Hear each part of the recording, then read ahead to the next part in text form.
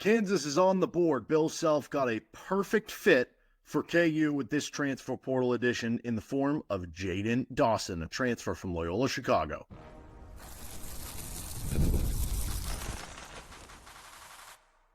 You are Locked On Jayhawks, your daily podcast on the Kansas Jayhawks. Part of the Locked On Podcast Network, your team every day. What's going on? Derek Johnson here. This is Locked On Jayhawks. Thanks for making it your first listen every day. Thank you to the everydayers catching each and every episode of the show.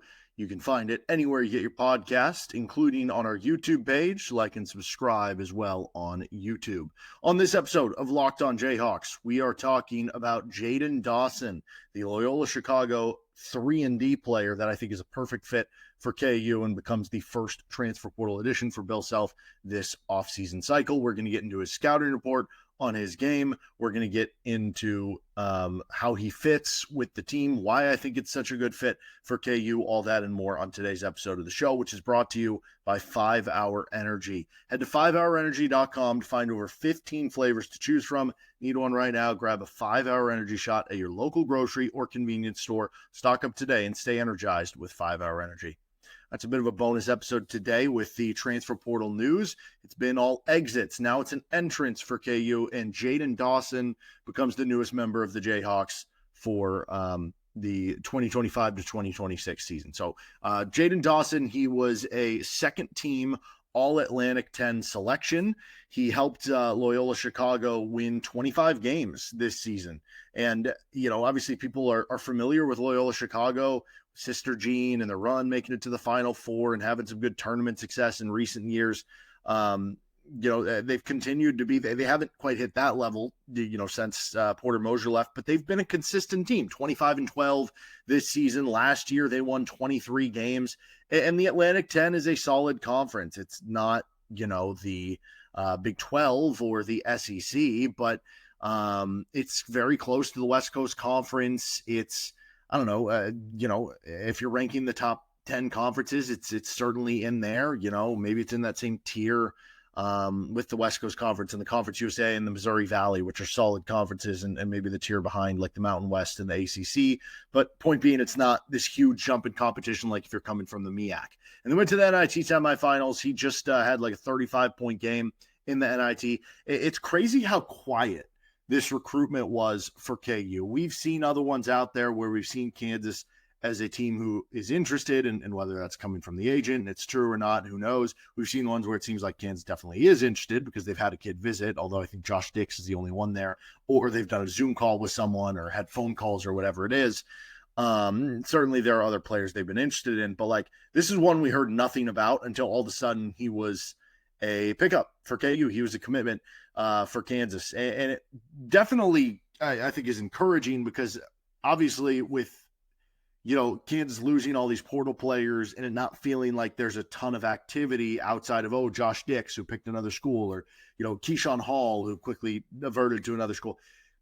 It makes you feel like there's still work being done behind the scenes. You just don't entirely know about it, and makes you feel like, okay, at any moment, there could be a big surprise pickup from somebody who we haven't heard linked to KU. And I think that's probably a good thing, that maybe Kansas is working in the shadows, so to speak, a little bit more, especially when it feels like a lot of these agents are trying to use Kansas to prop up their players' individual NIL value. So if you're working from this standpoint, it just feels like a better way to kind of do things. I feel like it is very interesting, though, that I mentioned Josh Dix, and he commits to Creighton earlier today, and you make this move later in the day. I don't know if that is correlated at all. Like maybe you had moved on past Josh Dix, you know, several days ago, right? But I do find it interesting because it's the same type of player. You look at Josh Dix, he would come in and he would be somebody who could play the shooting guard or the three for you. You look at Jayden Dawson, he's somebody who can come in who can play the shooting guard or the three for you. That's what he did at Loyola Chicago. In fact, he actually played a little bit more three than he did two, but obviously coming up to Kansas, maybe it makes more sense to play the two with Darryn Peterson at the one. Either way, you're talking about somebody who, when you were looking at getting Josh Dix, it was the idea of somebody who is this good three-point shooter. He's going to be a low turnover guy who doesn't always need the ball in his hands to make an impact on the offensive end of the court. And that describes Jayden Dawson as well. Obviously, Dix did it at a Power 5 level or Power 4 level, whatever you want to say. At Iowa, Dawson, a little lower points per game and stuff at not that level. But I also think there's been more proven defense from Dawson. Now, some of the stuff with Dix is that he's a better defender than he gets credit for, and it's just a bad system with Iowa. And that stuff might be true, but still, Iowa has been a disaster defensively. Dawson is somebody who it is a little bit more proof in the pudding in terms of what he brings to the defensive end of the court, that he's been able to show it on the floor. And you look at what Loyola Chicago has done, and this has been a team in Loyola Chicago, whether it's back to the Porter Moser days or with their current head coach, with Valentine. Like, this is a team that typically relies on their defense. And if you're not playing good defense, you're not going to get out on the court. And so, like, you look at defensive rating, Loyola Chicago this year, just raw D rating, 79th percentile in defensive rating. So that has to make you feel good about that there. So I feel like it's a response to that in terms of, we weren't getting Josh Dix. Who else can we find that can fill that kind of role, that kind of position? And I think they found a good one here in Dawson. The fact, too, that he's committing now before April 7th, I think tells you two things, because that's something we kind of talked about, that this, the revenue share is planned to be signed off and start to go into place on April 7th. One, it probably tells you he's not breaking the bank. Now, he's probably still getting a good amount of NIL money, right? I mean, he's a transfer who had a really good season at Loyola Chicago, and now you're going to Kansas. Like, you're going to get some sort of level of paid. But from the Kansas perspective, even if Kansas is one of those teams that has one of the super high end, NIL dollars or revenue share dollars to spend, even if you are one of those schools, there still is a limit. We're not talking like these schools are having $100 million to spend on a basketball roster and they can just offer every single player on the team $7 million. That's not how this works. So even then, you do have to find certain areas that, you can save money. And so let's say Josh Dix went for, $2 million. I have no idea if that's how much he went for. Could have been 2.5, could have been 1.5. I have no idea. Then let's say with Dawson, he gets 1 million, right? Are you able to allocate that extra $1 million that you saved at this position to get what could end up being a better defensive version of Dix with maybe a little less 3-point consistency and a little less offensive punch? Can you use that extra $1 million to get a better center or get a better four-man, right? That's where some of this stuff comes into play. So that's number one. Number two is that KU did really want him, right? I mean, the fact that you would bring on a player and the first day that he entered into the portal, apparently Kansas called him. That's what he told Jayhawk Slant. I mean, that tells you that KU did really want this kid, which should make you feel better about where they're at. And that doesn't guarantee everything, right? Because they wanted a lot of the kids they got last year, and that didn't work. But this is why I think this one is different, right? Because of the fit. I think when you look at it, like if you're just talking who is the better basketball player in a vacuum, maybe you would say Rylan Griffin is the better basketball player than Jayden Dawson, right? Because he can be a better 3-point shooter, and he was the former high-level recruit and all these things, right? And if Rylan Griffin goes to the right fit and the right system around him, he can maybe give you the higher ceiling there. But if we're talking just a fit for the University of Kansas, for a Bill Self team, I think Jayden Dawson, like if you're just comparing what Rylan Griffin gave you on the floor this season for Kansas based on maybe not being the best fit, because, if Bill Self wants you to be more than just a scorer, he wants you to, okay, what else can you give me? Can you give me rebounds? Well, if you can't do that, can you give me defense, right? With Dawson, he's not really a big rebounder like Griffin is either, but what Dawson does bring to the table is that defense. And that's why it is a better fit theoretically, because in the days where Rylan Griffin wasn't hitting his threes, Bill Self might have him only play 12 minutes because he's like, what else are you going to bring out there? With Dawson, if he's not hitting his threes that specific game, then it could be a scenario where, okay, but you're still, providing a good amount on the defensive end of the floor. And that is where it becomes important. So I think this is a good fit for KU. Let's break down more, though, on his strengths, questions, scouting report before we get into that fit on this episode of Locked On Jayhawks. Today's show is brought to you by Fabric. Life moves fast, especially when you have a family. One day you're watching your kids take their first steps, and before you know it, they're off to college. That's why securing their future is so important. Fabric by Gerber Life makes it simple to get term life insurance that fits your family needs. With Fabric, you can apply for term life insurance right from your couch. You could be covered in under 10 minutes, and in many cases, no health exam is required. Beyond life insurance, too, Fabric also offers free digital wills and access to investment accounts to help you plan for your child's future. Join the thousands of parents who trust Fabric to help protect their families. Apply today in just minutes at meetfabric.com/lockedoncollege. That's meetfabric.com/lockedoncollege. Policies issued by Western Southern Life Assurance Company, not available in certain states. Price is subject to underwriting and health questions. This episode is also brought to you by Prize Picks. Baseball season's in full swing, pun intended, and there's no better way to get in on the action than with Prize Picks, the best place for daily fantasy sports. With Prize Picks, you pick more or less on at least 2 player projections, and if you're right, you can win up to 1,000 times your cash, whether it's strikeouts, RBIs, or first inning runs. Prize Picks keeps every game exciting. They have their Taco Tuesdays too, which are great because you get these exclusive promos that allow discounts on select player projections for even more value. You can combine that with one other thing, and if you feel really confident about one other thing, you're getting a discount here. Boom, there you go. Download the app today and use code LOCKEDONCollege to get $50 instantly after you play your first $5 lineup. That's code LOCKEDONCollege for $50 instantly after you play your first $5 lineup. Prize Picks, run your game.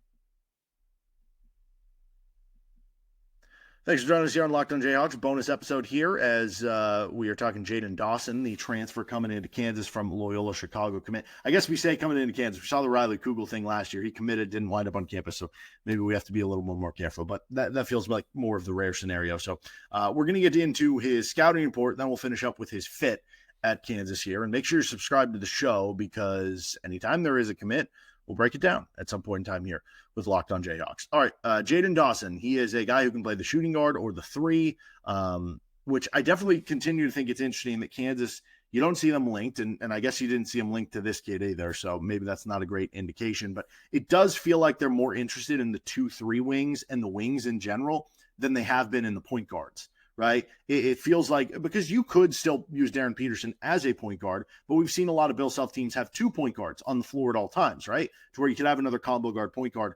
But it feels like with Kansas, I wonder if they're going for more, positional size where you have Peterson at the 1, this kid at the 2, maybe a bigger wing at the 3, another wing at the 4 possibly, or a power forward, and maybe a little bit of what Duke's doing in terms of their size and versatility. Obviously, you can't really replicate what Duke's doing because they have some like lottery picks and stuff, but regardless, Jayden Dawson, he's 6'4", 195 pounds. He'll be a senior this season. 3 years at Loyola Chicago, which, side note, I think we're to a point where, like, I don't hold it against a player if they've been at 2 or 3 different schools because that's just kind of the nature of the beast now. But I also, at the same point in time, even if I'm not going to hold it against a player for doing that, even though it does make me a little bit more wary if it's been, if Kansas is your 4th school in 4 years, that might make me a little bit more wary. But at the same point in time, it makes me, even if I'm not going to hold it against you in a negative way, I am going to elevate the guys who have not done that. Right? Because it's almost like, okay, I have no problem with if you want to do that, right? But I'm going to glorify the guys a little bit more who are willing to do that. And I think that's cool that he stayed at one school for 3 years and is now like, okay, now I'm a senior. Now let's go get paid my last year of basketball and see what we can do. And I think that's kind of cool that you get out of this. Obviously, it's no guarantee that it'll work or won't work or whatever, but I don't know. I just kind of like that in a weird way, even though, yeah, like if Kansas lands, Trey White, who's been at 3 schools in 3 years, like, I'll be like, okay, well, that's cool too, right? But anyway, 13.9 points per game for Dawson last year at Loyola Chicago. And Loyola Chicago is a team who really spreads out the love on the offensive end. They move the ball. They don't play at a fast pace, 207th nationally in tempo. So that's a team where, your numbers are going to get dragged down a little bit by some of that stuff, but still 13.9 points, 3.1 rebounds, 1.9 assists per game, 1 steal per game. Good block numbers, 0.6 blocks per game for kind of a shooting guard 3-man. 41% from the floor, which is a little lower from the field. But the reason why is because the majority of his shots are threes. So if you're taking a majority of your shots from 3, obviously your field goal percentage is going to be closer to your 3-point percentage. With a 36.3 3-point percentage, that is a solid number. Like, for instance, Kansas this past season as a team shot 35.4%, which honestly feels higher than I remember it being, but they finished the season strong there. 35.4% as a team for Kansas, put them 88th in the country in terms of 3-point percentage. So like that's solid. That's the top quarter of college basketball. And this kid shot 1% higher than that, and he did it on very high volume. 7.4 3-point attempts per game. What does that tell you with the high volume? It tells you two things. One, it tells you that this guy is capable of getting off threes in a multitude of ways. That can be different areas on the court. That can be different actions, right? Coming off a screen, coming off a curl, catch and shoot, whatever it is, it tells you he is able to get them off in a myriad of different ways, which is important. But also it tells you something else. The fact that you're able to shoot 36, it's a lot easier to shoot 36% from three if you're taking 2 3-point attempts per game, right? If you're taking that much volume, it becomes a lot harder because now defenses are keen on you as that being the main part of your game, and they are going to try to take that away from you, right? But he was still able to shoot a good percentage from three on very high volume, right? It's the same way that the guys who, if you lead your team in scoring, you probably have a lower field goal percentage than the guy who's fourth on your team in scoring, but is just hitting set shots on the outside, right? It's harder to be the guy with high volume, and he does that at a high rate. Now, 74% at the foul line, 2.5 attempts per game there. Overall, the effective field goal percentage, 52.7. It's fine. 55.1 on the true shooting is good. His on-off numbers, the team was about 3 points better on offense when he was on the floor. The team was about a point better defensively when he was on the floor. And then Mark Torvik gives him a plus 2.4 on his transfer rating scale, which, like I said, like the 5 is kind of like the superstars out there. Some of the more interesting in-depth numbers here. This is a guy who, not a great rebounder, 13th percentile for offensive rebound rate. That's not great, but is more average on the defensive end, 49th percentile for defensive rebound rate. So that's at least important there. Hakeem rate, which is a combination of your steal rate plus your block rate, 87th percentile Hakeem rate. So very good defensive numbers there. That should tell you a lot. Again, 1 steal per game, 0.6 blocks. Those are solid. They don't jump off the page, but again, that's where you keep in mind. Keep in mind the tempo and stuff, right? So if you're looking at just the rates, very good block plus steal numbers. 92nd percentile in turnover rate on offense, meaning he does not turn the ball over. I think part of that is his usage, but that's going to probably be his usage at Kansas. So great. Doesn't get to the free throw line a ton, 31st percentile, but that just tells you more about his usage and being an off-ball player and being a catch and shoot guy. He's in the 97th percentile in 3-point attempts per 40 minutes. So great. Kansas needs guys to shoot threes, right? You look at him, he took 2.7 shots inside the paint or at the rim per game. So you're not getting a ton there. He'll get the occasional cut here or there, but a good mid-range shooter, almost 43% on mid-range, which was 75th percentile nationally. Interestingly enough, his above the break threes, 33.1%, which was slightly above average nationally, 55th percentile. It's the corner where he really took off, 47.1% from three from the corner. That was 84th percentile. But interestingly enough, if you go back to his prior season at Loyola Chicago when he was a sophomore, averaged about 8 a game that year, 36% from three in about 19, 20 minutes per game. And that year he shot 36.4% from the corner. So still good, but not as scorching as this year. But he shot 36.6% from three on above the break. So he's shown that he can shoot even higher than that above the break. What actually is really interesting, if you go back to his sophomore season, his Hakeem rate, which I just mentioned, was 96th percentile. And his steal rate as a sophomore was in the 92nd percentile. His block rate for his position as a sophomore was 91st percentile. So this is back-to-back years. This guy's put up huge defensive, like chaotic stat-making numbers. And that defense is key, right? Because it's good numbers. He's a solid athlete. There's some fun highlights of him throwing down dunks as well. He played for a coach that demands defense. The defense is kind of the key here. And when you're looking like, we'll get to the role on the team and stuff like that in a second here, but like you want guys who are going to be two-way players. And Kansas didn't have enough of those last season. And so the response here is saying, hey, maybe Jayden Dawson isn't as much of a flamethrower as Josh Dix from three. Maybe he's not as much of a flamethrower as Rylan Griffin was coming in from Alabama, right? But he's still a good shooter, and he's more complete of a player on the defensive end than some of those other guys like Nick Timberlake or Rylan Griffin that we've brought in.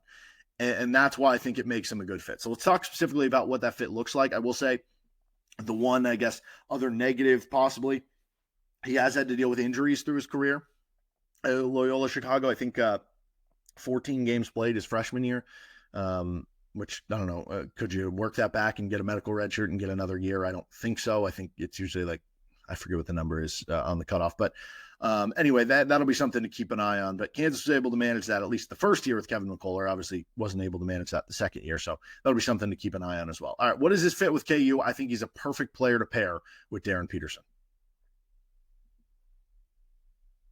This episode of Locked On Jayhawks is brought to you by 5 Hour Energy. Daylight savings snuck up on us again, and if you're feeling that lost hour sleep, 5 Hour Energy has your back. The extra sunshine means more time for fun, but sometimes you need a little boost to power through. Whether you're staying up late, watching the NCAA tournament, squeezing in or out of golf after work, watching some of the late baseball action on the West Coast, or just trying to keep up with a busy day, 5 Hour Energy gives you that quick, refreshing pick-me-up whenever you need it. Obviously, you might be staying up watching sports right now. You might be staying up watching, Jayden Dawson highlights where you're just like, oh no, where did the day go? And then all of a sudden it's like 3 a.m. and boom, you wake up early the next morning. You're like, I'm tired. I need a pick me up. Well, head to 5hourenergy.com to find over 15 flavors to choose from, including watermelon, blue raspberry, and peach mango. You can even build your own 12-pack or 24-pack delivered right to your door. Need one right now? Grab a 5 Hour Energy shot at your local grocery or convenience store. They are everywhere. Stock up today and stay energized with 5 Hour Energy. Thanks for joining us on Locked On Jayhawks. Don't forget to make Locked On College Basketball your second listen every day. The NCAA tournament is here, and so is the bracket breakdown. Locked On Podcast Network and Amazon Fire TV channels are teaming up to deliver NCAA tournament coverage like never before. Watch studio shows featuring former players and Locked On's local experts as they guide you through every upset, buzzer beater, and bracket matchup. Stream it all for free on Amazon Fire TV channel. Search Bracket Breakdown to see it all for free. It's your team every day. And maybe KU will be making a deep run in March Madness next year, in part due to Jayden Dawson. I think the big guy in that will be Darryn Peterson, and that is where this becomes interesting because as you look at it, Darryn Peterson is this. He's the sun, right? Everything else for Kansas is in orbit around Darryn Peterson this upcoming season, right? What can you find that is going to stay in orbit and not have one planet crash into another, right?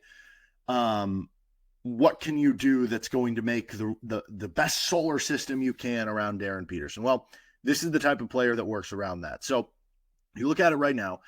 Returning players, Elmarko Jackson, Jamari McDowell, Noah Shelby at this point in time. I guess Bryson Tiller since he redshirted.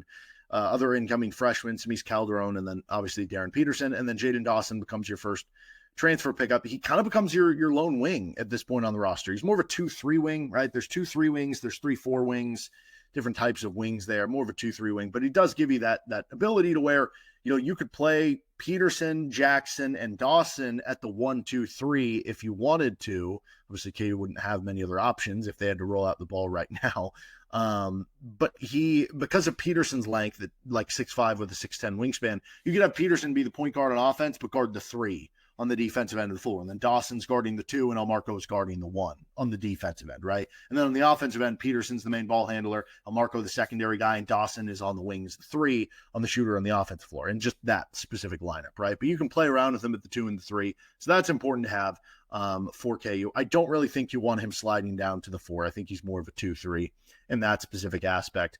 I'll be interested to see how big the role is. And that's going to be a part of this, right? Is he going to be a bench wing for Kansas or is he going to be a starter?